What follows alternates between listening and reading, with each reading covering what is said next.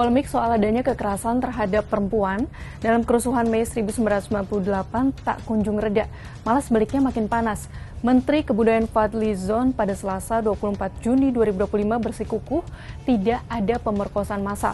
Ia justru menegaskan hingga kini tidak ada bukti kuat yang mendukung klaim pemerkosaan massal secara terstruktur, sistematis, dan masif. Lantas bagaimana duduk persoalannya? Fadly mengatakan memang terjadi peristiwa pemerkosaan dalam tragedi Mei 1998. Namun ia mempertanyakan penggunaan istilah massal. Menurutnya pengertian massal itu juga harus sistematis, terstruktur, dan masif.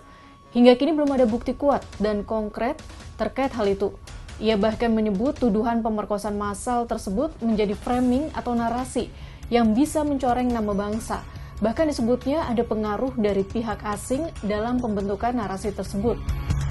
Bagaimana laporan Tim Gabungan Pencari Fakta atau TGPF yang merupakan produk resmi negara terkait hal ini?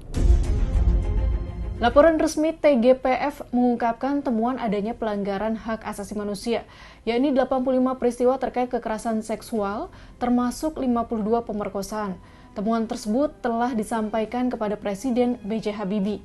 Hal itu juga menjadi dasar pengakuan resmi negara terkait fakta kekerasan seksual terhadap perempuan dalam tragedi Mei 1998.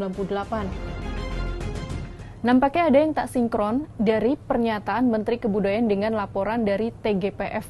Bagaimana kelanjutannya?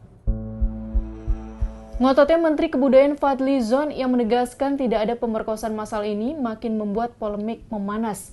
Pasalnya, Fadly makin jauh dari tuntutan Komnas Perempuan yang meminta Fadly mencabut pernyataan peristiwa kerusuhan Mei 1998 sebagai rumor dan meminta maaf di depan publik kepada keluarga korban serta semua perempuan Indonesia.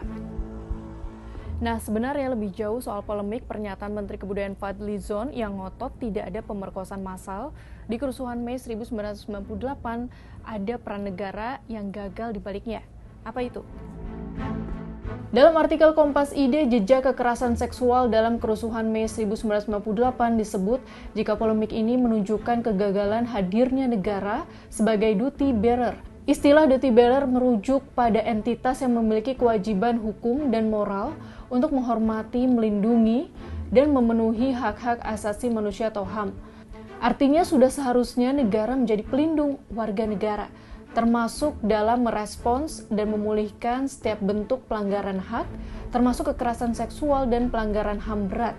Namun pemulihan ini tidak semestinya hadir dalam wujud penyangkalan atas fakta sejarah yang mencederai nilai-nilai keadilan dan kebenaran historis.